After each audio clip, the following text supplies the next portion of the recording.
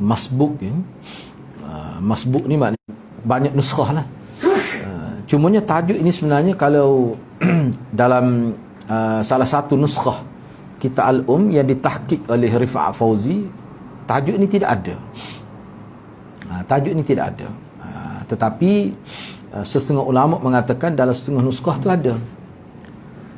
Ada juga setengah ulama menyebutkan bahawa masbuk ni dimasukkan oleh anak murid, sebab bab ini Imam Syafi'i bincang di tempat lain, bukan dalam kitab Al-Um. Tak apalah, hukum mana pun nuskhah yang ditahqiq oleh Rifa'ah Fauzi, Dr. Rifa'ah Fauzi ni, bab ini tidak ada. Tapi Imam Syafi'i bincang bab ini, cuma tidak dalam kitab Baik. Jadi pada pagi ini sebagai sambungan di bawah bab masbuk, kita akan sambung pada qaul yang ke-605. Imam Syafi'i berkata, orang yang telah didahului oleh imam, yakni orang yang tertinggal, ataupun dalam istilahnya yang kita sudah biasa, iaitu masbuk, nescaya ia tidak berdiri untuk melaksanakan apa yang tertinggal atasnya kecuali setelah imam selesai mengucapkan 2 salam. Maksudnya seorang yang masbuk yang tertinggal rakaat itu, mana dia kena tambah tu selepas imam selesai, imam keluar daripada salat itulah. Dalam kenyataan ini sebut 2 salam. Apakah mesti 2 salam ataupun 1 salam pun sudah cukup? Di sini khilaf ulama lah. Cuma Imam Syafi'i dia naskan selepas 2 salam. Maknanya salam ke kanan dan ke kiri, selepas itu barulah masbuk itu boleh tambah. Tetapi sebenarnya dalam mazhab Syafi'i pun, bila imam bagi salam pertama tu boleh dah. Boleh dah sebenarnya. Sebab salam yang pertama itu hakikat seseorang itu telah keluar daripada salat. Cuma di sini Imam Syafi'i dia sebut 2. Ini termasuk dalam khilaf.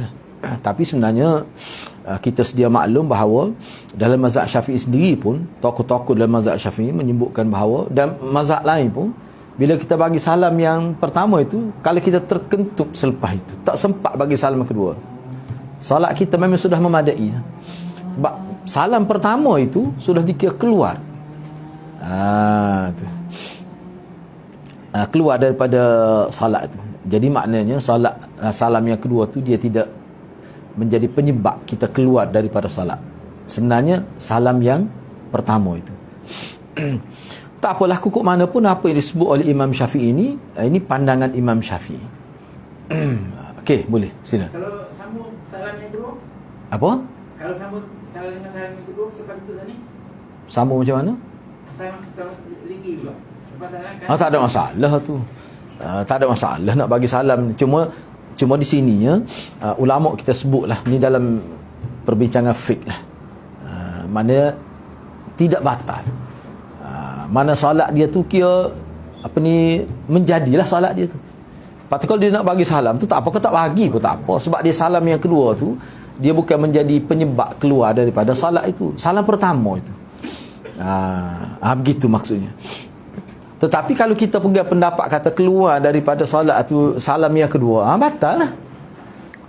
Tapi anak pegang yang pertama itu. Dan sebenarnya tempat kita pun ramai pegang yang pertama, anak tahu je. Beberapa orang guru anak dulu ada seorang guru ustaz apa nama dia, guru pondok modern, dia pun sebut begitu juga. Cuma sebab tu bagi dia, dan bukan dia sajalah, kalau kita tengok dalam kitab salam yang kedua ni sunat. Sunat kita buat tu boleh pahala, sebab ada hadis Nabi buat 2 tu. Khilaf lah kukuk mana pun. Tapi di sini Imam Syafi'i menaskan 2. Mana untuk kita tambah rakaat yang tertinggal tu selepas salam yang kedua. Sebab itulah kita kena berhati-hati. Ni anak sebut ni langkah berhati-hati ni, sebab bukan semua orang tahu. Misal kalau kita pergi ke setengah-setengah tempat yang mana pengajian aja sangat terbatas, kitanya masbuk, imam bagi assalamualaikum terus kita bangun, kita akan dipandang serong lah. Orang kapal kata apa ku hajar, tunggulah sebentar biar cukup 2 salam. Dia akan timbul masalah. Sebab tu kena berhati-hati.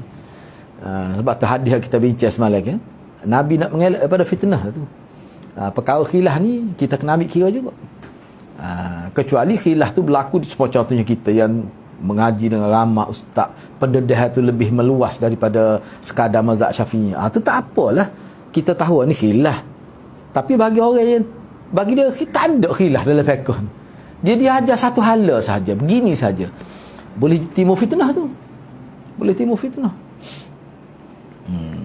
Imam Bukhari pun salah satu sebab timbul konflik dia dengan masyarakat kerana ni lah juga. Sebab Imam Bukhari makna setiap perpindahan rukuk tu kena diiringi dengan takbir, angkat tangan, dan dia kemukakan hadis. Jadi ahli fiqh zaman dia kata tak perlu. Padahal itu isu khilaf. Imam Syafi'i kata Imam Bukhari kata dia pegang pada ada sunat lah, maksudnya bukan wajib. Kan angkat takbir Allah, nak rokok angkat takbir, tidak angkat takbir, kan ada hadis. Kerana isu begitu ya, terfitnah Imam Bukhari. Kalau kita baca sejarah dia. Sebab apa? Sebabnya padahal kita kata tu sampai bila tu. Sebab tu bahaya sebenarnya kalau kita mengajar fiqh ni, kita lebih tumpu pada pandangan ulama. Sekadar itu saja. Sebab tu dia kena mengajar secara fiqh sunnah. Mana kita bawa misalnya contoh kita kata berkenaan dengan angkat tangan. Kita ambil pandangan ulama yang membincangkan tentang nas itu. Jadi di situ dia akan keluarlah pandangan ulama ni. Sebab ulama berbeza pandangan daripada satu hadis tu ya. Ataupun banyak hadis tapi berlaku tarjih. Ada ulama tarjih hadis ni, maka berlakulah khilaf. Jadi kalau kita tidak dedah khilaf, dia akan timbul masalah. Setengah orang dia kata dedah khilaf itu menyebabkan bercelaru. Bagi ana tidak. Kita tidak dedah ke khilaf tu terlalu spesifik sangat, terlalu khusus sangat. Sedangkan dunia telah berubah. Anak-anak kita pun belajar melepasi dah daripada mazhab Syafi'i, dan bila dia balik, dan salah satu bentuk pengajian walaupun peringkat BA pun dia belajar dah bab tarjih ni. Pendapat ni kenapa khilaf? Pendapat mana lebih kuat? Jadi pelajar-pelajar tu kadang-kadang tengok pendapat ni lebih kuat. Kadang-kadang pengaruh guru tu besar juga. Tiba-tiba bila balik ke kampung dia, berlakulah pertemuannya. Sebab apa? Sebab manusia ramai tidak mahu berubah, sedangkan zaman telah berubah. Itu sebenarnya punca dia. Itu sebenarnya punca dia. Sepatutnya kalau sedangkan kita kata perkara lain tak apa, tak sama, boleh berubah. Buat rumah nak letak dapur depan ke belakang tak apa khilaf bab tu. Tapi orang ni tak ada khilaf. Berat juga tu. Bini nak beli kereta ni, akhir sekali ginilah, beli sebutir seorang. Tak apa khilaf bab tu. Tapi orang ni tak ada khilaf. Pelik tu. Sedangkan hak ni lah sepatutnya khilafnya. Bab akidah tak boleh khilaf. Usul akidah tak boleh. Bab fiqh boleh. Tiba-tiba dia pegang fiqh seperti akidah. Itu punca dia. Jadi masalah. Daripada zaman Jepun sampai sekarang, dia ni orang awam. Dia tak layak nak terima benda-benda khilaf tu.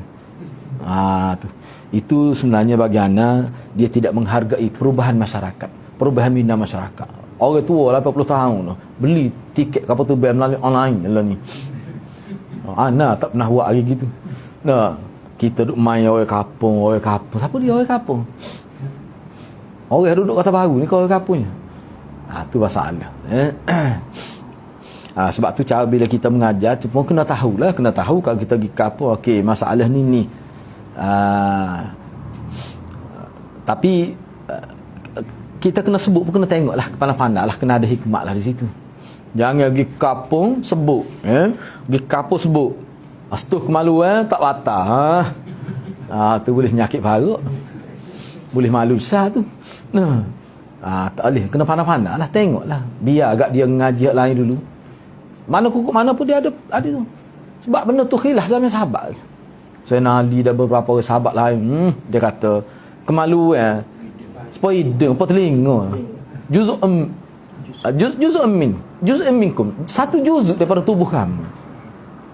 Sebab tu ada ulama kata setuh kemaluan batal, tapi setuh air kencing tak batal.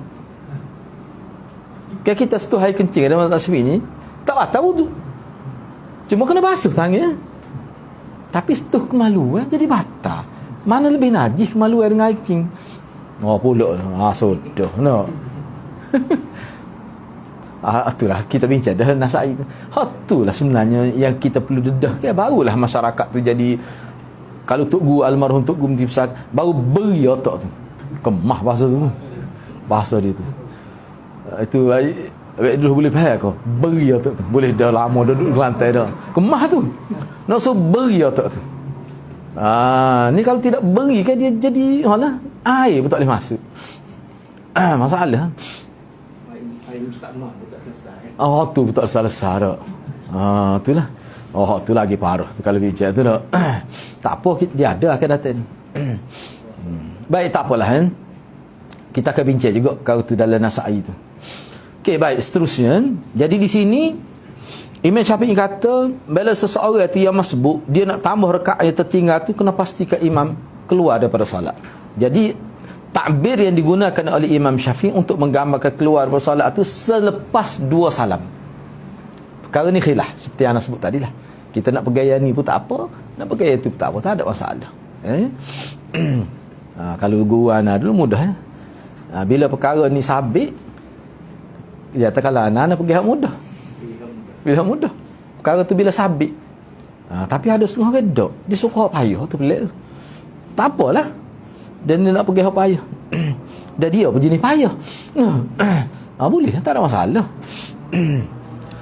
Bagi kita tak timbul masalah.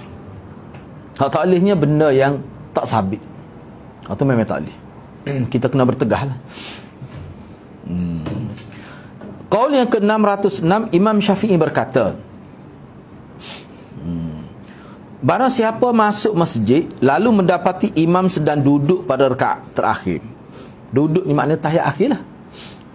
Imam duduk tahiyat akhir, cuma tak duduk dengan tahiyat akhir. Maka hendaklah dia melakukan takbiratul ihram dengan berdiri, kemudian dia ikut duduk bersama imam. Apabila imam telah memberi salam, maksudnya salam yang kedua lah bagi Imam Syafi'i ni, dia kembali berdiri tanpa takbir. Setengah ulama kata kena takbir juga. Bagi Imam Syafi'i tak payah takbir, bangun begitu saja. Takbir pun boleh juga. Cuma Imam Syafi'i dia pilih tu. Maknanya bangun gitu. Tak perlu Allahu Akbar. Sedangkan tempat kita ni nama Allahu Akbar, takbir. Takbir. Anak belajar di sekolah pun takbir. Tapi Imam Syafi'i tanpa takbir. Ni dia panggil takbir intiqali. Dia takbir ni ada 2 kan. Sebab kita belajar sebelum ni, takbiratul ihram itu sebagai tanda seorang itu masuk dalam solat. Takbir intiqali mana? Perpindahan antara rukun ke rukun tu. Kecuali hak itulah sami Allahu liman hamidah tu. Tanpa takbir, ni takbir intiqali. Lalu dia mengerjakan solat yang tertinggal tu sepenuhnya. Okey, tak apalah tu. Ni. Ni. Cuba tengok ni. Hak ni ana pun rujuk dalam mazhab Syafi'i. Tak apa kita baca, cuba tengok. Cuba tengok. Hak ni agak pening sikit ni. Saya lebih menyukai. Imam Syafi'i kata saya lebih menyukai apabila para makmum tidak mendahului imam dalam hal rukuk dan sujud atau pada gerak ke salat yang lain. Namun apabila ia melakukannya maka salatnya memadai, maknanya sah. Guana ni. Sedangkan dalam mazhab Syafi'i, siapa dia mendahului imam batas saja. Sebab itulah kita kena tahu. Imam Syafi'i sebut ni maknanya kalau tidak sampai peringkat tinggal tu melebihi 2. Setengah ulama kata 2 tak boleh dah. Tu dimaafkan lagi, tapi makruh. Tidak, setengah tu kata 2 tu berturut-turut. Tak ada siapa kata molek mendahului imam tu. Tapi Imam Syafi'i kata sini, kalau tengok Arab pun ketiga, ana baca Arab kan. Wa uhibbu liman khalfal imam wa uhibbu liman khalfal imam. Aku suka, kata Imam Syafi'i, bagi orang yang berada di belakang imam, maknanya dia jadi makmum lah, alla yasbiqahu biruku' wala sujud wala amal, bahawa dia tidak mendahului imam dengan rokok. Mana imam tak rokok lagi dia rokok dah. Aku tak suka begitu. Nampak rengeh tu. Tak kata batal, tak apalah. Ataupun dia sujud, imam tak sujud, dia sujud dah. Dan dia tidak mendahului imam dalam apa-apa pergerakan dalam salat. Hak melibatkan rukuk tak kira lah. Cuma disebut tu rokok, sujud tu contoh saja. Maknanya imam tak bangkit lagi daripada duduk tu, dia bangkit dah. Sama lah. Aku tak suka begitu. Fa in kana fa'ala, kalau dia buat gitu juga. Faraka'al imam, maka imam rokok dalam keadaan dia rokok ataupun sujud, fadzalika mujzi'an, maka itu memadai, sah maya dia rokok, mana dia rokok ataupun dia sujud lebih dulu pada imam. Dia sebab tu dalam mazhab Syafi'i kalau kita tengok, ana sempat rujuk dalam Irsyad Fatawa tu lah. Dia ada bincang di situ. Kalau kita Arab tu banyaklah. dia tak boleh lebih dua rukun. Mana kalau berlaku gitu, kita kata mendahului dua rukun, tak boleh. Setengah kata dua rukun tu berturut-turut. Kalau sah tu tak batal lagi, tapi makruh. Imam Syafi'i maksud di sini. Tetapi umum dalam mazhab Syafi'i, kenyataan umum mendahului imam batal salat. Itu kenyataan umum. Cuma perincian dia, kalau mendahului imam satu rukun, misalnya imam tak rokok, dia rokok dah. Kalau mengikut Imam Syafi'i sah lagi. Tapi jangan berturut-turut dua rukun itu. Sah tu nak ayatnya bukan kata molek. Tapi kukuk mana pun Imam Syafi'i kata makruh. Dia tak suka gitu. Kalau dua tu tak boleh. Baik. Di sini ada khilaf juga. Setengah juga ulama kata dua tu kalau berturut-turut. Kalau seli-seli tak apa, tidak batal. Molek kau semaya gitu. Tak ada siapa kata molek. Semua kata kena ikut imam. Sebab tu dalam perbincangan kitab fiqh, kalau maksud mendahului imam ni pada permulaan tu. Contohnya begini. Misalnya imam tu nak rokok tapi dia lambat. Tapi yang memulai kata Allahu Akbar tu imam dulu. Selepas imam kata Allahu Akbar tu kan, maknanya barulah makmum kata Allah. Cuma siapa makmum dulu? Selesai makmum dulu rokok tu tidak dikira mendahului. Ataupun sujud ketika qiyam, lepas tidak qiyam, imam kata Allah Akbar. Imam ni orang panggil bati'u jiddan. Petak doa. Boleh jadi kerana fizika dia kan ada berlaku gitu dah. Memang ada pun. Ana pernah pengalaman kita. Dia nak turun terlambat. Nak tokak turun sengit dulu dah. Moga dia tubuh pun saiz 100 kilo lebih. Dah. Jadi hak duduk depan ni hak biasa dah tak apa dia tunggu. Siapa dia rapat jip dia cukup 7 hangga tu baru. Hak di belakang ni Allahu Akbar. Dia apa kata Allah? Dia sujud dah. Tu imam tu tak siapa lagi kepala sujud tu. Itu. Tu orang tak panggil mendahului imam. Sebab imam dulu yang buat dengan takbir. Hak ni dak. Tu imam tak takbir nak rokok. Tu imam tak takbir nak sujud, dia sujud dah. Tapi kalau masih ada satu rukun, Imam Syafi'i dan ramai di ulama yang kata hak tu tak batal lagi. Itu maksud dia. Tapi saya tak suka begitu. Imam Syafi'i kata makruh gitu. Baik, tak apalah. Tapi ada ulama kata batal dah sah pun. Sebab tak boleh gitu. Tak boleh gitu. Okey, baik. Boleh faham itu maksud dia tu. Ni kalau nak tengok dengan lebih detail rujuk dari Irsyad Fatawa tu mudah tu bahasa Melayu. Kita ingat Irsyad Fatawa yang keberapa anda tak pasti boleh rujuk situlah. Namun apabila dia mendahului imam, siapa dia? Makmum lah. Hak masbuk tadi. Tak kira lah masbuk tak masbuk, dia mendahului imam. Di mana ia rokok atau sujud kemudian mengangkat kepala sebelum imam, maka sebahagian ulama mengatakan dia kena kembali rukuk semula. Dia rukuk, imam tak rukuk lagi. Ataupun rukuk sekali dengan imam. Dia tidak imam tu. Dia kena turun semua. Dia kena apa panggil apa? Dia kena rukuk semula. Sebab imam tak akad lagi. Okey, tak apalah. Sebagai ulama kata begitu. Imam Syafi'i pun sebenarnya kata begitu juga. Sebab tu dia kata tak suka. Cuma nak ayatnya kalau berlaku gitu, dari segi fiqh nak hukum batal ke tidak. Tu isu dia nya. Kalau tak terima masalah tu, memang kita kena kembali pada asal, tak boleh mendahului imam. Tu jelas. Tak ada khilaf tu. Tapi kalau berlaku gitu nak hukum lah ke mana? Itu mana ahli fiqh kena fikir tu. Maka sebagai ulama mengatakan dia kena rokok semula ataupun sujud semula sehingga imam menyelesaikan rukuk dan sujudnya. Makna dia nak rokok, biar pasti imam rokok dulu. Dia nak sujud, kena pasti imam sujud dulu. Kalau dia sujud lebih awal, dia kena kembali semula kepada keadaan asal dia. Makna kalau dia rukuk tu imam, kalau dia rukuk tu imam tak rukuk lagi, dia kena akad semula. Ataupun kalau kita imam rokok, tiba-tiba dia intidah tu imam dia kena rokok semula. Tu maksud dia. Sehingga ia rokok dan sujud bersama-sama dengan imam, yakni mengikut imam. Orang panggil ikut ni lagu mana orang panggil ikut? Maksud ikut muttabi' tu. Tu. Tidak ada yang mencukupi baginya selain itu, dan ini berlaku bila ia salat dan pada posisi makmum, dia jadi makmum. Hak ni nak ayatnya hukum umum gitulah. Cuma ni Imam Syafi'i nak ayatnya kalau mengikut ijtihad dia lah. Kalau berlaku seorang tu mendahului imam satu rukun, tak apa lagi. Mujzi, istilah mujzi ni maknanya masih dikira sah lagi semata, tak batal lagi. Tapi jangan dia amal begitu. Tak molek begitu. Apa yang disebut ahli-ahli fiqh nak ayatnya orang panggil hak dia. Batal ke tak setara tu. Nak ayat hak. Tapi jangan dibuat gitu. Tu ya. Sebab tu Imam Syafi'i kata saya tak suka gitu. Maknanya saya lebih menyukai dia kena ikut betul lah khatua sebenarnya.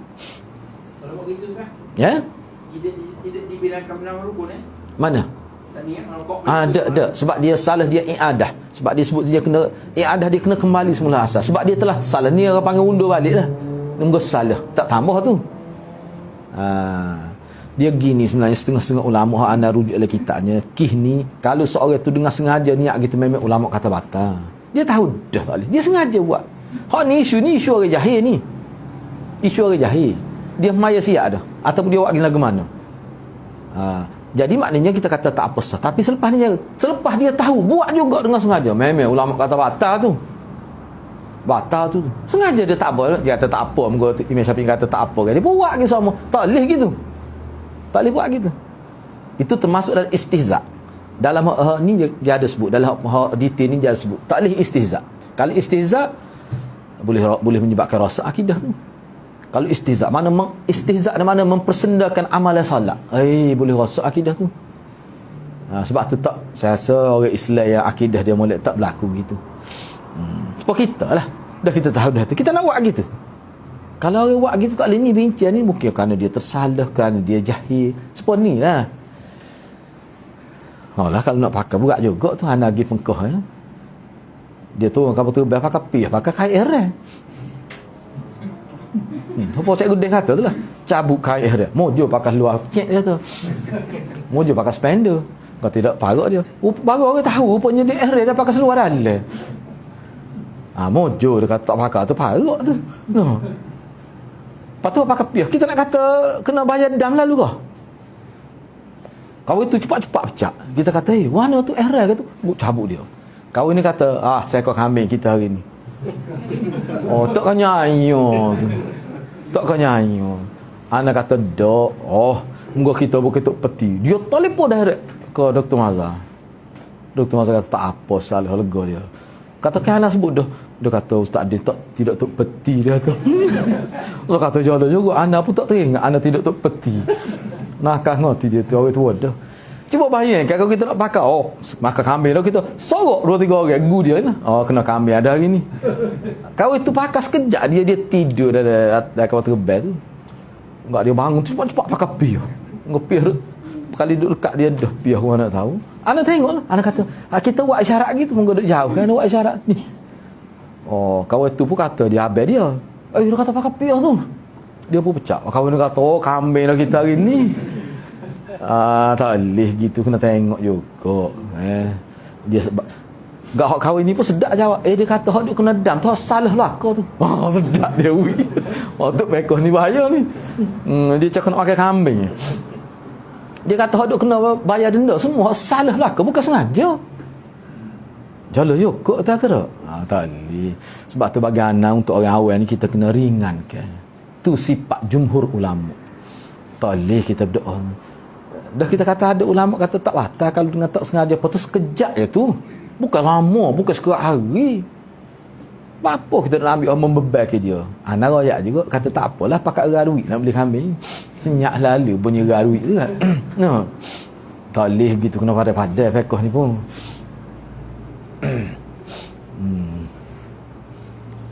Dia royak kerana tu telefon ke tak tahulah dia telefon ke doktor masa so dia royak bukan depan anak. Orang kata doktor kata tak apa. Sebab salah bukan sengaja pun. Dia kata tak apalah. Jadi kita kena ingat dia salah ni boleh berlaku sebab dalam hadis sebut Allah tidak ambil kira kisah salah ni kecuali berkait dengan nyawa. Nyawa pun tidak hukum bunuh kerana tersalah. Tapi dibayar denda atas dasar itlaf. Itulah ni mana sudah berlaku kerosakan. Besar tu hilang nyawa mati orang tu. Tu bayar denda. Tidak dikira hudud tu. Baik. Jadi kukuk mana pun bila seorang tu mendahului imam, bila dia rukuk, imam tak rukuk lagi dia rukuk dah. Ataupun dia sujud, imam tak sujud lagi. Maka sebahagian ulama, tadi Imam Syafi'i sebut tu pandangan dia. Dia royak pula sebagai ulama, dia sebut sebagai ulama. Kenapa hal tu? Maknanya dia nak ayatnya khilaf dah bab ni. Sebagai ulama mengatakan dia kembali rukuk atau sujud sehingga imam menyelesaikan rukuk dia. Maknanya sanilah Ustaz Mak tanya dia kan. Dia i'tidal. Tak imam dia rukuk lagi. Dia kena rukuk semula. Sehingga tu imam dulu buat i'tidal, baru dia boleh i'tidal. Itu maksud dia. Sehingga dia rukuk dan sujud bahkan i'tidal bersama-sama dengan imam lah. Tidak ada. Mana tak ada pilihan. Dia kena buat gitu kalau dia sedar. Sebab itulah kita kena ingatlah. Ana pun pernah berlaku nikah kita tak dengar lah. Kita dengar tak dengar Allahu Akbar. Lama sangat kita pun jadi puasa lama. Kita pun tengok duk sujud lagi. Lama. Ana pun nyawa beberapa kali dalam masa tu. Engkau tak akan emas. Kita pun sujud semula. Tunggu lama tu baru bunyi je pun slow. Email makmum tersebut. Ada berlaku kadang-kadang begitu dalam keadaan-keadaan tertentu lah. Inilah yang dia maksudnya. Tak boleh. Sebab apa? Dia sebenarnya mendahului imam ini, dia dikira orang yang paling tidak berdisiplin dalam ibadat. Tak boleh. Kita dalam NGO ke dalam parti politik ke apa pun, ketua kita latih ke dia jadi ketua, ikut dia lah. Pengerusi masjid ke, ni pengurusi masjid tak tahu apa, tiba-tiba dia buat keputusan. Tak boleh. Tak kira pengurusi syarikat ke, mudir ke. Tak boleh dahulu nak buat keputusan tu. Itu sunnah. Mana kalau kita langgar tu, paling tidak dosa kecil. Kalau berlaku implikasi lebih besar, jadi dosa besar. Kena tengoklah kesal dia tu. Sebab dia semaya Jumaat ni, dia menggambarkan disiplin antara pemimpin dengan rakyat. Itu sebenarnya. Imam Syafi'i berkata dalam kitab Istiqbalul Qiblah, iaitu menghadap kiblat, kalau makmum mengangkat kepala sebelum imam, angkat kepala ni sama ada rokok ke sujud ke, maka saya lebih menyukai supaya makmum itu kembali. Ni dia lebih suka. Walaupun tadi dia kata tak batal kalau sah. Dia angkat i'tidal, tengok imam dia rokok lagi. Dia kena kembali semula kepada rokok. Pastikan imam dulu yang i'tidal. Apabila ia tidak melakukannya, maka saya memandangnya makruh. Imam Syafi'i tak kata batal, makruh. Maka ia dianggap mana rakaat dia terjadi. Boleh satu rakaat tu jadi rakaat dia tu. Tapi molek kau gitu, sebab saya sebut tadi lah, jangan jadi amal lah. Ni boleh jadi tersalah kerana jahil. Tapi setelah dapat ilmu, sudah tahu dah sebenarnya lagu mana, kena ikut ilmu tu lah. Itu maksudnya. Gapo dia kita boleh ambil sini. Maknanya Imam Syafi'i nampak lembut dalam masalah pendapat ni. Lembut mana we fluid. Untuk siapa ni? Orang yang jahil, orang yang salah, semaya di tengah padang, kadang-kadang tak nampak alik dinding berlaku. Boleh berlaku. Ada kelonggaran di sini. Tapi kalau dalam keadaan ikhtiari, dia tahu. Tak buat juga gitu. Sengaja. Hak tu tak boleh. Batal tu. Kita kena pergi hal tu. Kalau dia istihza saja, dia nak main-main dalam semaya, tak boleh. Dosa besar tu. Tu kena ingat tu. Okey, habislah di situ. Boleh, sila. Tadi tak baca. Mana? Saya berkata tentang istiqbalul qiblah. Ada jatuh je. Syafi'i berkata, Syafi'i tak ada tu. Dalam kita istiqbalul qiblah. Imam Syafi'i berkata tentang istiqbalul qiblah. Dan kita tajuk tu. Tajuk menghadap kiblat. Di bawah tajuk tu kita jumpa dah sebelum ni yang sini. Dia tentang istiqbalul saja. Ni bukan kitab ni. Tajuk bab. Bab. Dalam bab kan? Dalam bab lah. Istiqbalul qiblah tu salah satu tajuk dalam kitab ni. Dia sebut di bawah tu. Gapo dia ada sebutnya? Kalau tadilah Hasan ni. Ni tajuk ni. Duk mana tak tahu, tengoklah. Kita lepas dah Hasan itu. Boleh rujuk semula lah, pun tak ingat dia pada duduk mana. Tapi kita bincang dah. Istiqbalul qiblah ni mana kita hadis pada Nasa'i pada. Bukan nama kitab tu. Itu ni tajuk Istiqbalul qiblah mana menghadap kiblat. Okey, boleh Okey, bab seterusnya solat orang musafir. Ni solat orang musafir. Babu salatil musafir, bab solat orang musafir. Tak tulis di sini. Ni qaul yang keberapa dah ni? Ni 07 nak. Terlupa nak tulis ni.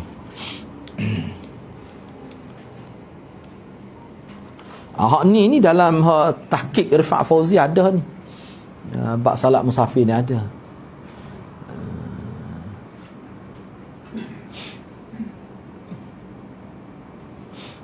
ana rujuk dalam perbincangan dalam internet lah, dalam konteks mazhab Syafi'i. Panjang dia bincang.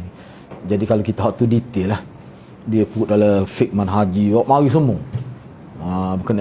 Sebab tu ana sebut tadi, hak ni Imam Syafi'i sebut ni bukan untuk orang-orang seperti kita ni, hak ngaji dah, orang jahil ataupun orang hak tersalah. Kan mesti ada berlaku salah. Allah sayang ana sampai hari ni ingat nak suka. Sebelum ana suka, dia dulu suka maya di Masjid Haram, di luar, di Dataran Putih. Orang sujud, dia bangun. Orang bangun, dia sujud. Kita kata, guana pelik hari ni maya Datuk ni tepi kita. Lepas sudah maya kata guana, dia pun suka. Kata bengong molek anak hari ni. Dia sedih kata ke dia, anak pun pelik, apa jadi seleh anak maya hari ni. Orang sujud, dia bangun. Lepas tu dia sujud balik lah. Lepas tu imam bangun, jadi 3 kali dia sujud. Lepas tu berkali dia tengok tak ada kepala kita tepi dia, muka kita ni, dia pun bangun pula. Anak pun kejut. Ada berlaku gitu. Padahal dia ni orang molek, tak ada masalah dia. Sebelum tu molek mai. Lepas tu dia neng, dia kata anak awak salah ke dia gini, dia kata. Siapa maya berseleh tu imam gini mo. Hatu sani lah. Jadi bila dia bangun, dia sujud mula. Hatu yang dimaksudkan di sini, kena sujud semula lah, sebab imam tidak qiyam lagi tu. Selepas sujud yang kedua. Tu maksud dia. Mana dia taklih. Dia taklih buat kerah, dia taklih. Tapi kalau mengikut Imam Syafi'i, sebab kalau tidak batal, jadi cuma makruh. Tak molek lah. Sebab tu kita bila kita belajar, hak naknya mana? Kita salah mendahului imam, kena kembali semula kepada asal dia. Tu maksud dia. Baik, bab salat orang musafir. Ni bab salat orang musafir. Imam Syafi'i berkata, di mana Imam Syafi'i telah kemukakan satu firman Allah ayat 101 dalam surah An-Nisa. Ni sini dia mari terjemahlah. Ayat dia nya, wa idza darabtum fil ard falaysa alaykum junah an taqsuru minas salah in khiftum an yaftinakumul ladina kafaru. Surah An-Nisa ayat 101. Apa maksudnya? Dan apabila kamu mengadakan perjalanan itu, ni terjemahan Indonesia lah. Kalau kita terjemah berdasar pada apabila kamu bermusafir di muka bumi, maka tidak mengapa kamu merengkahkan mengqasarkan salat jika kamu takut diserang oleh orang-orang kafir. Dia kata di muka bumi, patut orang naik kapal terbang tu lagu mana? Itulah kita kena. Itulah maksud dia nya. Kalau zaman tu dia sebut naik kapal terbang, lepeh orang zaman tu. Siapa dia bermusafir tidak di muka bumi? Melotek lah kapal tu. Kata ngabeh ngoti ni. Kita kena faham lah musafir ni maknanya, sebab tu ulama dia takrif musafir ni apa maksud. Kalau dalam kitab fiqh dia kata kena sesat, musafir tu apa makna? Musafir ni makna seseorang, kalau asal kalimah musafir, perjalanan daripada tempat dia bermastautin ataupun bermukim itu, dia pergi tu dalam jarak sehari, paling kurang sehari perjalanan. Tu asal dia. Kira jauh dah tu. Mana kalau tak sampai tahap tu, dia kata tu orang tak panggil musafir. Jalan kaki dulu, enggak duduk Kuala Lumpur sini sejam. Lepas tu nak kira lagu mana? Sebab tu ulama kata takrif tu maknanya bila sampai satu ketika takrif tu kena takrif semula. Sebab kalau nak kira satu hari rapat ke Mekah tu, naik kapal tu berapa jam sampai Jeddah dah. Lepas tu nak pakai takrif tu. Tu dia bincang dalam internet, ulama bincang. Lepas tu nak pakai lagu mana? Musafir, sebab dia kata musafir ni kena mengambil kira jarak, bukan masa. Jarak apa? 2 marhalah tu lah. Tu pun khilaf lagi lah. Imam Bukhari tak akal tu. Tapi umum kita bercakap dalam konteks mazhab Syafi'i 2 marhalah lah. Tak kira lah setengah jam ke, sejam ke. Kalau naik jet tak siapa sejam. 2 marhalah tu. Tak ada masuk dia 3 siapa. Kita kata. Lepas tu tak kira musafir lah kalau lagu tu. Tak, sebab dia kira dia kira jarak, bukan masa. Tapi awal dulu masa tidak ambil kira. Sebab apa? Sebab masa tu dia melambangkan kesusahan, kepayahan. Kalau dia sekerat hari tu, orang zaman dulu dia tidak agak susah sekerat hari tu. Boleh balik hari tu dia kira tu. Tu dia punya kena faham tu. Sebab itulah pekoh ni dia boleh berubah. Sebab tu dia ada pula dalam Islam ni panggil fiqhul muasir, fiqh semasa. Bukan dia kata fiqh dulu tak boleh pakai, tak. Sebab berubah zaman itu. Bila berubah zaman, boleh jadi dia terjejas ilat itu. Ilat itu sudah tidak terpakai zaman kita ni. Sepola ni lah kita kata nak kerak tangan orang curi ni. Antara hak kajian Kelantan bincang yang pernah tanya Dr. Fadli, dia terlibat dalam merangka draft wuduk. Dia kata masa sewaktu Tok Guru ada, sebelum Tok Guru meninggal dunia pun, antara isu tak selesai lagi, nak potong tangan ni kena bius ke tidak. Itu mengikut fiqh semasa lah tu. Asal kata ada sistem bius di zaman Nabi, kerak gitu ya. Lah ni ada. Jadi mana lebih baik kita bius? Sebab tujuan kerak tangan ni bukan nak menyeksa, nak mendisiplinkan. Bila tak ada tangan sudah cukup dah tu pendisiplinan tu. Proses takdik sudah cukup dah. Hilah. Hak tu ulama tak boleh nak buat keputusan lagi pada waktu tu. Mungkin lah ni boleh dah. Ramai juga kata molek bius lah. Kukuk mana pun tetap dipotong tangan dia tu. Mana bila dia sedar keadaan dia tak sakit, dia pensel tu potong tangan dia, tengok tangan tak ada pun. Sebanyak mana dah tu tertarbiah tu. Terdidik menjadi nakalam minallah tu. Tu ayatnya fiqh. Tapi ada setengah-setengah fiqh tu dia tak akan berubah dah. Solat tak berubah dah. Tak sedar ayat lah. Zaman kita ni susah. Kita pun mesyuarat sama-sama untuk bomo ya kerjaan ni. Mesyuarat sama-sama untuk bomo. Kita kurang lah pula maya zahun sebab waktu kritikal tu. Kita buat dua. kita tambah waktu ngarib, tambah jadi waktu ngarib 4, Isya 5, pula subuh kita kurang waktu zuhur, kurang waktu asar. Waktu asar ni setengah tepat waktu paling kritikal. Klik kerja pukul 4.30, masa itulah nak ambil anak, nak ambil bini, sampai rumah tak ada waktu ngarib. Biasa jiran gitu. Tak boleh, hak tu tak boleh ubah dah tu. Surat ayat susah tahu mana pun. Tak boleh ubah dah tu. Kena maya dalam kenderaan pun dalam kenderaan tak boleh ubah tu. Rakaat tu tak boleh ubah. Tapi ada setengah-setengah tu boleh ubah. Tu kena faham lah tu. Baik, jadi Imam Syafi'i dalam konteks nak membicarakan tentang musafir ni, dia letak ayat ni sebagai, orang Kelantan kata sebagai asas perbincangan. Kalau Tok Guru dulu kata ni nunggu pacak. Tak boleh lagi pada hari ni kita nak bincang tentang. Bila bincang tentang musafir, inilah ayat asas dia. Ni ayat 101 surah An-Nisa ini. Wa idza darabtum, itulah apabila kamu mengadakan perjalanan, yakni bermusafir di muka bumi, maka tidak mengapa kamu merengkah ke salat. Boleh qasar sekali dengan jamak lah. Sebab dia isu jamak qasar ni kerana musafir. Kita ambil hak umum. Tak boleh nak qasar kalau tidak musafir. Tu umumnya begitu. Jika kamu takut diserang oleh kafir, mana kalau dalam keadaan takut boleh juga. Walaupun tidak musafir pun boleh juga. Misalnya dalam peperangan, itulah perang indifak. Indifak ni mana perang tak keluar daripada tanah kita, tak keluar daripada bandar kita. Kita mempertahankan. Mana musuh daripada luar seria kita. Mana tidak musafir tu. Boleh. Sebab dalam keadaan dia panggil salatul khauf. Ada kaedah-kaedah dia. Maknanya salat tu boleh diringkaskan. Ini asas perbincangan. Maka Imam Syafi'i pun bincanglah nak bincang. Kata Imam Syafi'i, meringkas salat, yakni qasar salat pada kondisi takut kerana bahaya, dari bahaya, dan dalam perjalanan telah diisyaratkan dalilnya dalam Al-Quran dan Sunnah. Ni ada dalil, kita boleh jamak qasar lah. Dia gini, kalau qasar pun boleh jamak lagi lah. Sebab ada setengah tu gitu. Yalah, kita tak nafi lah, kita tidak nak bincang secara luas sangat. Ada setengah ulama kata qasar tak ada pun. Kita kena faham lah tu kita bincang semula tu. Dan ini kita dalam konteks mazhab Syafi'i. Baik, jadi meringkas solat pada ketika takut dari bahaya dan juga kerana dalam musafir. Ni hukum ni telah diisyaratkan dalilnya dalam Al-Quran dan Sunnah. Mana dalil Quran dan Sunnah ada. Mengqasar solat dalam perjalanan tanpa ada unsur takut, itu termasuk dalam Sunnah. Tak ada takut apa pun, tapi kita musafir, kita boleh jamak qasar. Dan ini merupakan suatu keringanan daripada Allah Subhanahu Wa Taala. Mana kalau takut tu ialah satu isu. Ni tak ada takut pun. Contoh Hana misalnya balik. Bah kesenai pula bertubar. Nera tak apa-apa.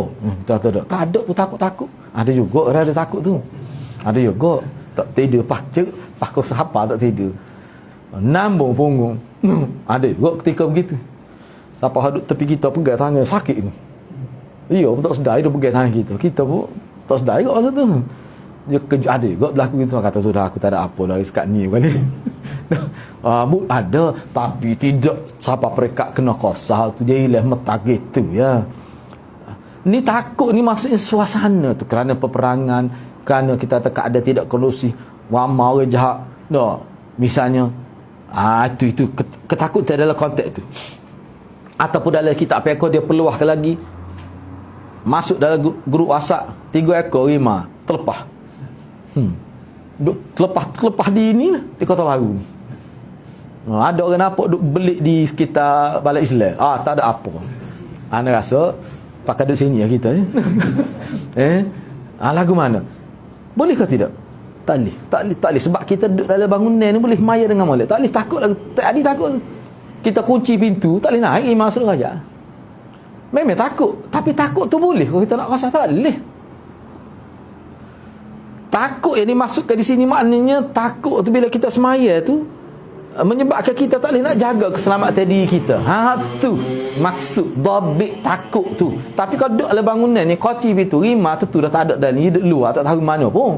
Tak boleh tu, kena semaya tamam tu. Takut juga tu.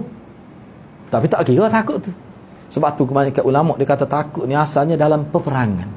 Kau asal dia. Tak apalah. Kukuk mana pun adanya syariat qasar salat dan jamak lah. Ni dia bincang qasar saja ni. Sebenarnya hal ni termasuk dalam rukhsah min indillah. Bahkan dalam hadis sebut itu hadiah daripada Allah Subhanahu Wa Taala. Diriwayatkan daripada Ya'la bin sebentar ni.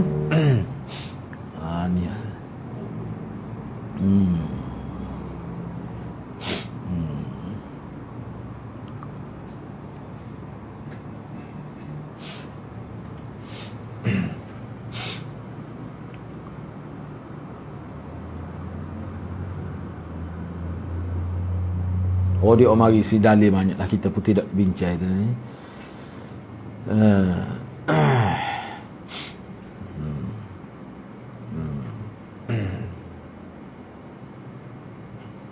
Okey. Diriwayatkan daripada Ya'la bin Umayyah tu sebenarnya. Ubah tu ya. Umayyah. Sini dia buat Umayyah ni.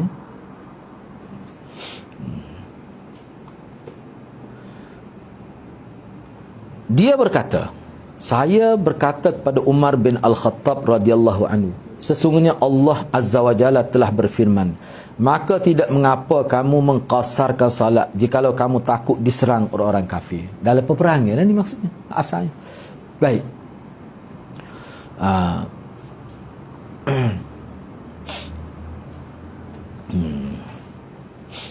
Saya juga pada awalnya sementara itu manusia telah aman. Mana tidak, kita bukan berada dalam zon perang sekarang ni. Lepas tu lagu mana? Mana tak boleh lah kira-kira nak kasar, tak boleh lah. Enggak, kita ni bukan dalam keadaan mana diserang kafir. Tak apalah. Umar pun jawab, saya juga, kata Sayyidina Umar, pada awalnya bingung juga. Bingung, bukan bingung bingung juga dalam masalah. Kelantan tak boleh kena sebut molek tu. Umar menjawab, saya juga pada awalnya bingung sebagaimana engkau. Mana saya pun tak pening juga, tak jelas juga masalah. Lalu saya menanyakan kepada Rasulullah.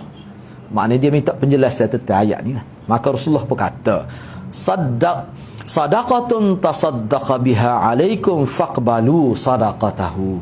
Sesungguhnya itu, yakni qasa itu adalah suatu sedekah yang diberikan oleh Allah kepadamu. Terimalah sedekah Allah tu.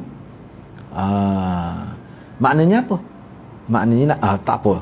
Ada lagi tu. Jangan tengok setakat tu lah. Rasulullah pun bersabda lagi, khiyarukumul ladzina idza safaru qasarus salah wa aftiru. Sebaik-baik kamu adalah mereka yang apabila bermusafir dia qasar semua. Itu sebaik-baik. Dan dia buka puasa. Baik, di sini ni tak apalah. Baik, jadi sininya bila digabung sebab Imam Syafi'i bawa kedua-dua nak ayatnya, ilat untuk qasar ni bukan kerana takut saja. Kita ni aman dah, kita pergi musafir mana-mana tak ada timbul rasa takut. Bukan di zaman peperangan pun, bukan di zaman perampok pun tak ada. Aman, orang pun baik-baik. Lepas tu lagu mana? Tu Nabi sebut musafir tu sendiri boleh juga untuk kita qasar. Tak semestinya takut. Mana kalau ada kedua-dua tu lagilah sepokosar dalam peperangan. Pergi jauh, musafir lagi. Lepas tu peperangan tu lagi. Dan dia ada pula orang panggil kaifiyat salat khauf itu. Lagu mana nak salat dalam internet pun ada sebut tu. Siap dengan gambar nak buat cara semaya macam mana. Kalau tu ijtihad ulama lah. Asas dianya semaya dalam peperangan ni mana kena ada pihak yang muraqib. Ada kena pihak sebab tu dia kata semaya, hak ni bangun, hak tu rokok, hak tu sujud, hak ni mana hak ni duduk tengok musuh. Dia tak kira dah. Menghadap kiblat tu satu hal lah. Mesti pala ni paling kok mana pun. Dan kalau berubah kiblat pada waktu tu pun tidak dikira. Dia semaya duduk tak bangun-bangun pun tak apa. Siapa begitu sekali. Lepas tu setengah-setengah ulama kata kalau siapa peringkat bercelaru sebegitu, mana solat itu dia boleh niat gitu ya. Ada siapa begitu. Kan Rasulullah pernah tertinggal solat dari peperangan Khandaq ni. Siapa 3 waktu, waktu Zuhur, Asar, Maghrib. Dia semaya dalam waktu Isya kan. Dan Sunan Nasa'i pun kita bincang dah tu. Itulah ulama kata sebenarnya tinggal tu 3 bukan 4. Waktu Isya tu tak tinggal lagi, moga dia semaya dalam waktu Isya. Jadi orang yang kata tinggal tu dia silap kira. Silap kira. Moga Isya tu tak tinggal lagi. Tinggalnya Zuhur, Asar, Maghrib. 3 lah, tak apalah tu. Baik. Jadi aku tanya Rasulullah, bahkan Rasulullah sebut lah, khiyarukum, orang terbaik dengan kamu ialah orang bila dia musafir dia ringkahkan salat, qasar dengan disiplin lah. Tak boleh nak qasar tak terkalu. Wa uftiru, dan dia tak puasa, dia ganti selepas itu.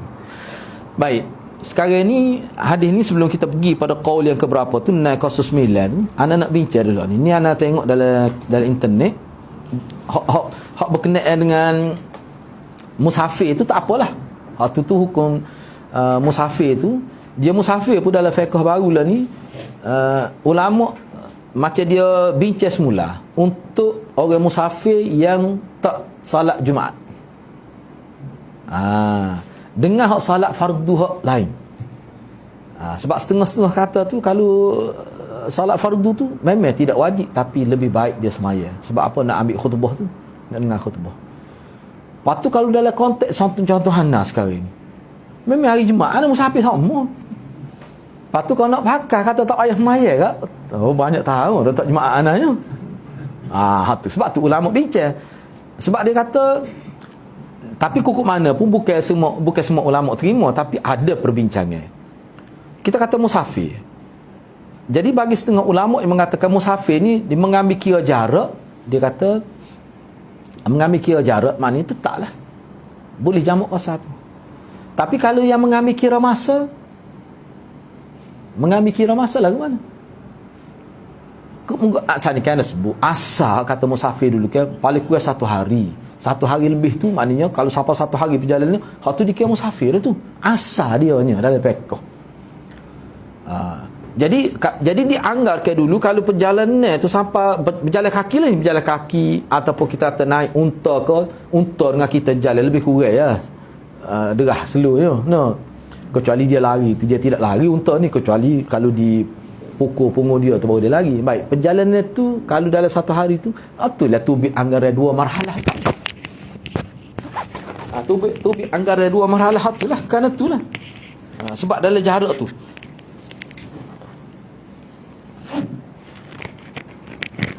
Jadi perjalanan yang dimaksudkan di situ dia berkait juga dengan dia banyak perkara. Kita kata kalau tanah datar gitu tidak susah, tapi orang panggil bentuk muka bumi di Mekah, Madinah, Kawasan Arab tu berbukit-bukit, dan kalau sama pun dia ada batu-batu. Maknanya di situ nyata susah tu. Berjalan kaki nyata susah. Jadi maknanya musafir zaman dulu tu dia ada kesusahan, tak boleh nak elok. Sebab tu ada ulama kata kalau ada susah, kalau tak ada susah, contoh anak naik kapal terbang, ulama kata lebih aula semaya tamam. Ada yang kata gitu, lebih aula salat Jumaat seperti orang lain. Sebab tak ada susah, bahkan lebih senang. Susah pun tak ada, masa pun lebih ringkas. Ada yang cuba bincang gitu dalam internet di kalangan ulama lah. Tapi ramai ulama kata yang ni perlu dikekalkan. Kekalkan macam mana? Mengambil kira dia punya jarak, walaupun masa tu lebih ringkas, 1 jam. 1 jam. Kalau nak kira gitu, duduk di KLIA siapa ke Jeddah tu tak, ataupun King Abdul Aziz di Madinah tu 8 jam. Nak kira 8 jam tak siapa satu hari, tak siapa dia punya waktu musafir tu. Tak musafir semua lah kira gitu. Moga naik jet tak berhenti dah kapal terbang. Sakit pinggir-pinggir kita tu. Lepas tu nak kira lagu mana? Sebab itulah fiqh ni dia boleh berubah dalam bab tu. Sebab tu ulama kata kira masa. Kira jarak tu. Walaupun 1 jam tapi jarak tu berapa 8,000 tak? 8,000 kilo ke?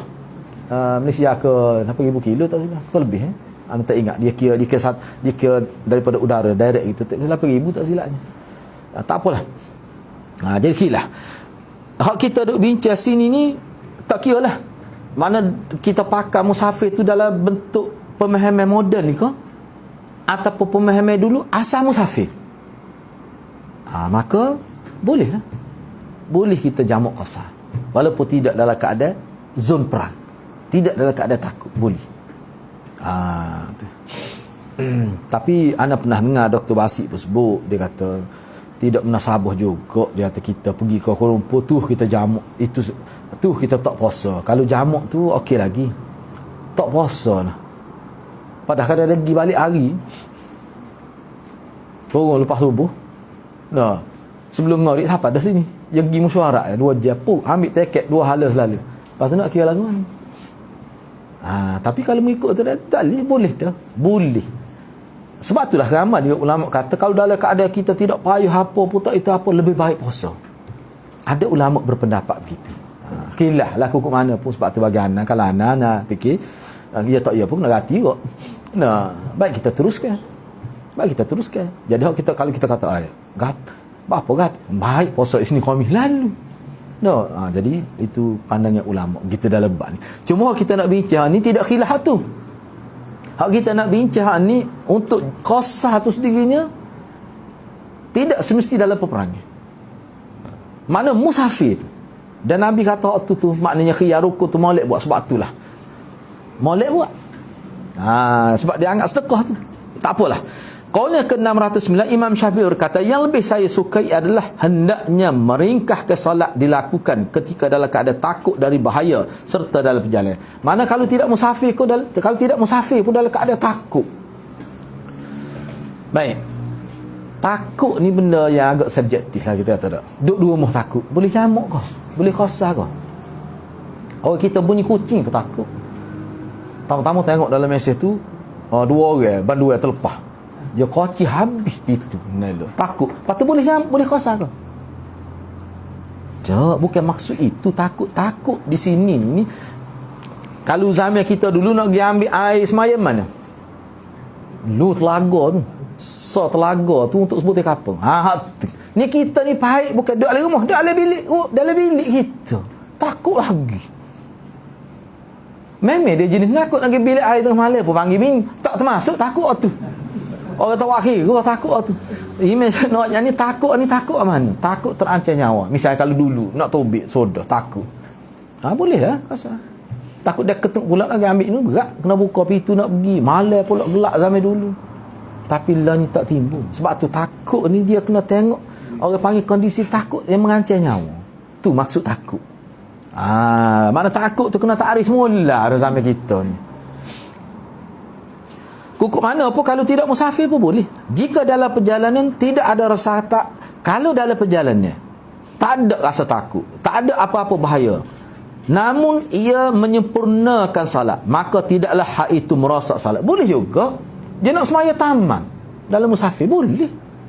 Namun saya kata Imam Syafi'i memandang makruh meninggalkan qasar salat bila dia musafir. Sebab perbuatan dia tu kalau dia tak sebut dengan mulut pun itu termasuk dalam man raghiba an sunnati. Siapa dia benci pada sunnahku. Imam Syafi'i kata sunnah tu qasar tu. Apa tak saya buatnya? Gitu Imam Syafi'i kata. Sebab itulah dalam mazhab Imam Syafi'i sendiri lah, dalam mazhab Syafi'i pun memang tempat kita dipakai, saya tahu misalnya sahabat-sahabat di pondok pun memang dia pakai lebih baik qasar. Jamak qasar lah maksudnya. Imam Syafi'i berkata lagi, tidak ada perbezaan pendapat bahawa mengqasarkan salat itu hanya terdapat pada 3 salat. Ni tak ada khilaf. Zuhur, asar dan isyak. 4 rakaat yang boleh qasar. Di mana jumlah rakaat 3 salat di mana jumlah rakaat ketiga salat ini adalah 4 rakaat. Apabila diringkaskan maka dikerjakan dengan 2 rakaat. Adapun salat maghrib dan subuh kedua-duanya tidak boleh dikasarkan. Sebab hak qasar ni maknanya 4 rakaat lah maksud dia. Begitu. Maghrib tak boleh. Namanya buat 2. Tak boleh atau tak boleh. Kalau buat juga tak jadi tu. Tak sah lah. Tu. Tak boleh qasar tu. Jamak sahaja.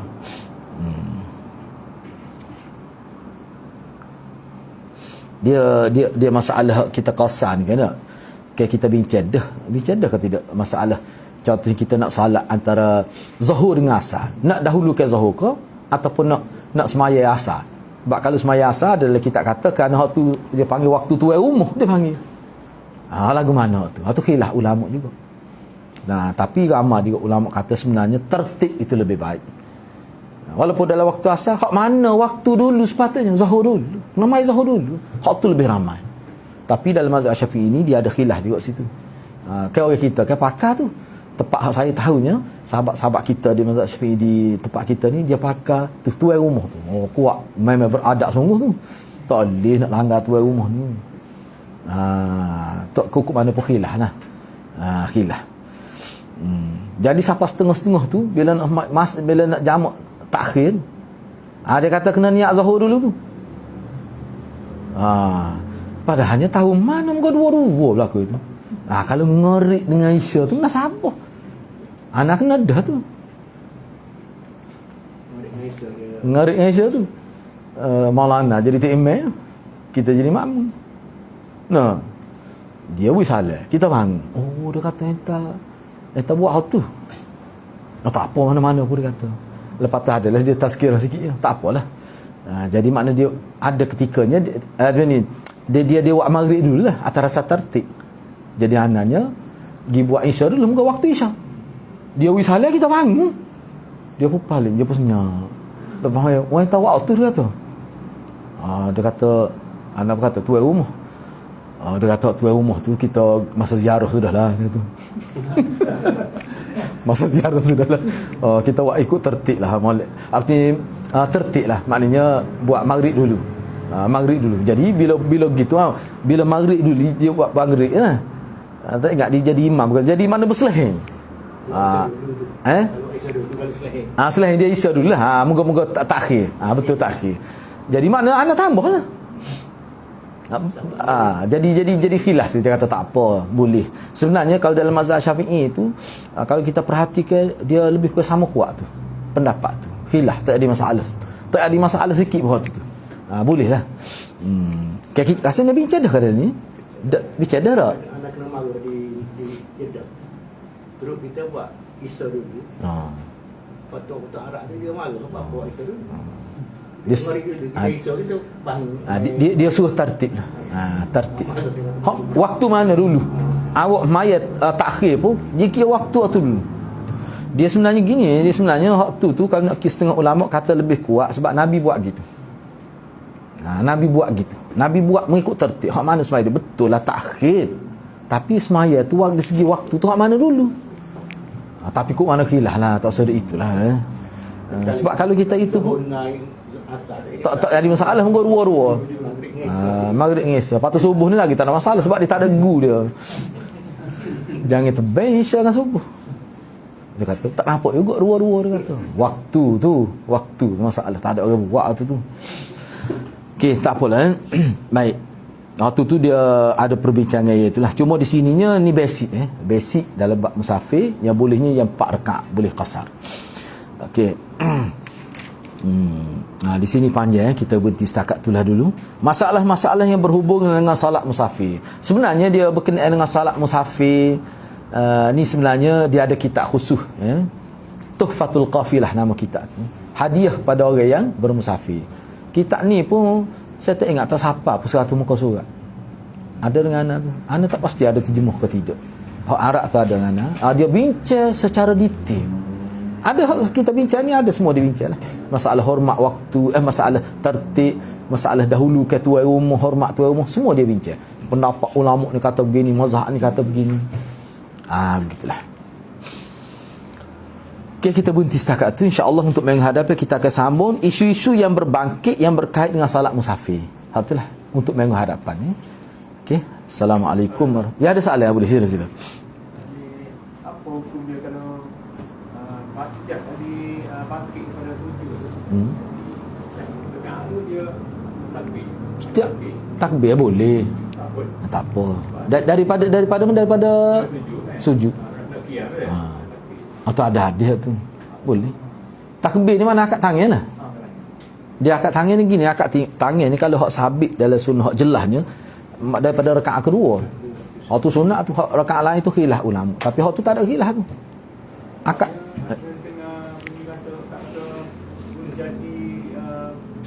takut ni banyak pergerakan ni batal semayang. tidak. Hak tu ada hadis. Ada hadis. Cuma hadis hak tidak dipertikaikan hak rakaat kedua tu lah. Hak tu jelasnya. Tu memang sahih tu. Tu memang sahih tu, semua terima tu. Rakaat kedua tu. Ya? Hak mana? Yang tiap kali kiam tu, tiap kali. Tu dia ada dipertikaikan. Tapi hukum mana pun ada ulama kata hasan, ada kata sahih, ada tu perbincangan. Sebab di zaman Imam Bukhari pun jadi isu juga tu. Dia kalau nak kiranya ketika nak rokok tu setengah kata tak ada. Ketika i'tidal setengah kata tak ada. Macam-macam tu. Tapi Imam Bukhari kata ada, dia mengukuhkan hadis. Dia ada ulama zaman dia ulama fiqh kritik dia. Kerana tu. Tu khilaf tu. Dia kalau nak bincang tu asal tak masuk lagi dalam bab Nasai tu, tak masuk lagi bab tu secara khusus. Boleh tu, tak ada masalah. Cuma anaknya pergi tak ada tu sebenarnya. Anak pergi untuk rakaat kedua lah. Ketika kita tahiyat awal kita bangkit tu, hak tu memang jelas hadis tu. Tak ada siapa petikar tu. Tapi ke rakaat ketiga tu anak pun tak akal tu. Bagi anak tu lebih kuat hak kata tak ada. Pertama tadi ada. Gitu. Okay, ada soalan lain kalau berkaitan. Moga khilaf bab semain pun banyak 200 lebih khilaf dia. Okey, boleh. Semayan. Tidak dengan sakatian. Ada tu. Wallahu a'lam, cuma setahu anaknya hak kata tak ada tu lebih kuat lagi. Cuma anak tak ingat perbincangan hadis tu. Tapi ada hadis tu sebut. Sebab tu dah setengah mazhab memang dia buat gini. Dia talfiq balik. Bila dia tidak sebelum dia rokok dia talfiq, sebelum dia sujud dia talfiq. Ada tu. Memang ada orang tempat kita pun tengok ada yang amal tu. Tapi setakat yang anak belajar mana tidaklah sekuat kata tak ada tu. Jadi ginilah hadis tu ada dipertikaikan.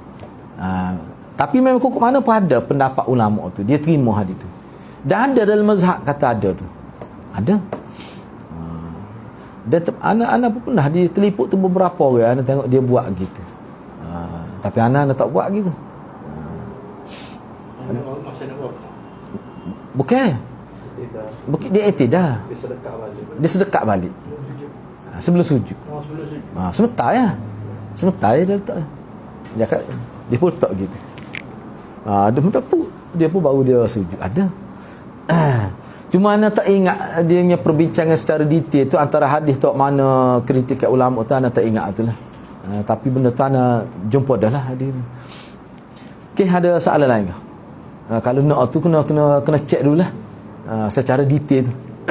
Supaya gini lah mudahnya kita kata tak berkenaan dengan talfiq tu sendiri, letak mana ada belaka. Tapi setakat anak belajar pendapat lebih kuatnya bawa sikit pada pusat. Sini pun ada. Misalnya kalau pok Saudi dia tarjih ni, sebab tu dia letak sini. Dah ada. Setengah tu banyak sikit gitulah, tapi sini lah parah dah ada. Tapi setengah orang tak tahu tu dia kata macam Batman lah dia kata. Ni kuat tengok cerita ni, kuat tengok movie. Tahap bawah tu bagi anak tu lebih kuat lagi setakat kita belajar lah. Gitu. Bawah pusat. Bawah pusat sedikit. Begitu. Dan dalam mazhab Syafi'i pun ada. Kalau kita belajar hadis boleh dikatakan hak tu lebih kuat. Dan anak pernah tanya Maulana kata dia tarjih tu bawah pusat. Tak apalah muka khilaf gitu nak. Tidak kata patu pakai tak seltok sebab mazhab Malik tak terima masalah nak khilaf sangat. Dalam letak gitu pun khilaf gitu. Khilaf gitu. Sebab tu kita kata kau Pok Syiah, awak Pok Syiah awak gitu tu dengan maksud supaya tak serupa dengan ahli sunnah. Tu awak serupa dengan mazhab Malik. Mana awak ni tak mana dia? Tak kena tak belakang gitu. Dia dengan maksudnya tak serupa ahli sunnah. Tiba-tiba serupa dengan mazhab Malik. Penentu Imam Malik kuat mana Imam Malik kata kau Pok Syiah tu. Tu gitulah nak wan dah. Kok mana pun dia gini bila kata ada dalil tak dia nak kata bid'ah. Tu ya. Dua kali Imam Syafi'i ini adalah intidah tadi. Maknanya dia suruh rokok balik.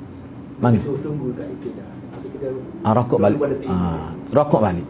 Mana itu makna kembali. Itu makna kembali. Kau rokok balik. Dah intidah awal kita tunggu tu Imam. Ada. Sebab apa dia kata mana waktu tu mana dia telah buat kesalahan kembali ke pangkal jalan, kembali semula. Dan dia kena biar tu email dulu. Allahu Akbar. Sebab tu dalam perbincangan fiqh dan mazhab Syafi'i pada dia yang dimaksudkan iman mendahul iman buat dulu tu apa maksud? Dia ada bincang pula tu. Mana email yang memulakan sudah kita dulu tu hal lain. Sebab tadilah nak rokok tu email tu tubuh besar dia perlu kadang-kadang nak bangun daripada sujud nak qiyam sekian lama masa kita siap dah kita dah tengok email oleh lambatnya bangun kita tu tak apa tu sebab dia dulu kata Allahu Akbar. Nak menyelesaikan masalah email besar ni dia banyak sujud dulu Allah. Boleh juga gitu. Ada juga dalam fiqh sebab. Misalnya dia bangun separuh dulu. Sebab ana pun pernah ada dulu kita sakit. Sakit tapi boleh jadi email boleh pergi cuma mana daripada kita duduk tu daripada kita sujud yang kudu nak bangun tu. Jadi ana bangun dulu separuh. Setelah kita selesai baru kita kata Allahu Akbar. Boleh. Tak ada masalah. Tak apa juga boleh. Dia Putrajaya ana pergi memang dia waktu email dia tapi baca Quran sedap lah. Dia suruh ana jadi email tak sia ana. Suara dia sedap dah. Kita pun alik dengar. Dia ni ana ingat 100 kilo lebih. Memang dia bila memang dia kata Allahu Akbar tu dia duduk diri dia. Jadi ana mula-mula pergi kuliah situ kita pelik lah. Kita duduk belakang dia kita duduk geruk dia ni tak bunyi lagi Allahu Akbar. Makna dia prepare dulu tu. Dia ejah dia mangu tu dekat dia nak sempurna tu baru dia kata Allahu Akbar. Orang situ makruf. Jadi ada seorang situ dia pergi Mekah dengan dia kata ustaz memang dia ni dia kena buat gitu ustaz. Sebab kita bangun juga tak apa dia bangun dah. Tak apa sebab dia dulu. Mana tidak dikira mendahului tu. Hak tu dia panggil siapa kita dulu. Tapi yang memula melakukan perbuatan tu dia. Tapi dalam mazhab Syafi'i ada pendapat yang kata taklih. Taklih tu maksudnya lebih baik biar dia sempurna dulu. Ada, tak nafi tu. Ada kata biar dia dulu sempurna. Jadi masalahnya sempurna kita nak tahu macam mana. Sebab bila dia kata Allahu Akbar, sebab tadilah dia angkat kepala sikit dia kata Allahu Akbar dah. Sedangkan dia tak sempurna lagi qiyam. Enggak kita dia ingat ke dia bangun, pakai bangunlah kita. Kita sudah dia tak siap lagi. Tak apa tu. Atau tidak dikira mendahului tu.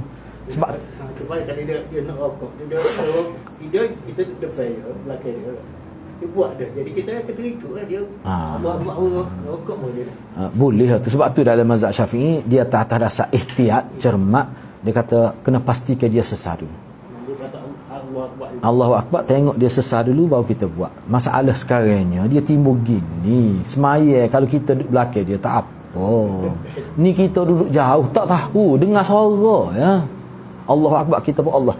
Tu tak timbul masalah. Sebab kita pun tak tahu dia sudah redak. Cuma dia tahunya Allahu Akbar. Allahu Akbar itulah maknanya dia yang memulai, bukan kita mendahului dia. Kira. Misalnya bila hendak buat bila makmum pada misalnya selepas imam salam yang dua ataupun setelah imam salam yang pertama mana yang lebih baik? Cuba ulas semula tak jelas. Cuba ulas semula lagi.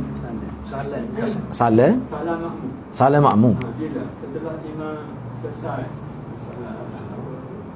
salam pertama ataupun setelah imam selesai salam kedua. Tadilah salam. Dia gini je nak. Dia sebenarnya isu salam ni kalau kita baca dalam kitab fiqh lah misalnya Mahali ke dia sebenarnya salam yang pertama tu sudah boleh dah. Setiap imam kata assalamualaikum kita tu boleh bagi salam.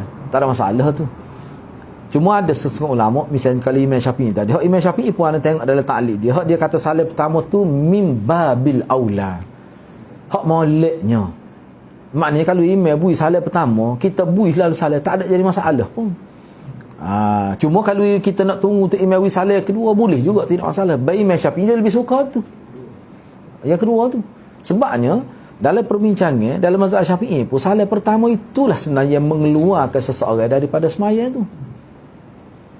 Misalnya kita kata kalau kita tengok dalam ni dia ada bincang dalam apa ni sifat salat Nabi Syekh Mutarrif tu. Boleh tengok situ. Kalau Al-Albani lagi lah. Dia kata pertama tu pada dah. Dalam kitab sifat salat Nabi tu. Gitulah ni boleh. Sebab itulah dalam fiqh Syafi'i pun kalau orang tu salat pun ketemu. Semaya dia yazid kira memadai jadi.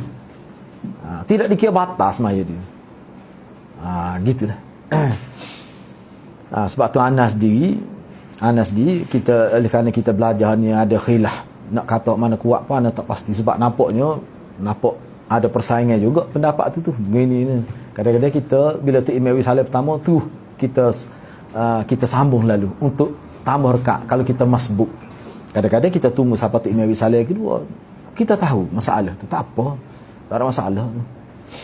Imam cepat dah apa ni salat kedua selamat pun. Dia gini sebab tu imam ada pasal dia nak bagi dua tu. Dia ada garis pula situ tu. Lepas tu dia pasang ada juga gitu. Dulu kita buat begitu juga. Rupanya tak ada langsung tu. Tak ada langsung. Dia selalu dah. Paling gitu selalu dah. Kayak dulu kayak dia lenggak gitu. Anda ada ingat ke tu? Mungkin kita ngaji. Okey, ada soalan lain ke? Kayak gitulah.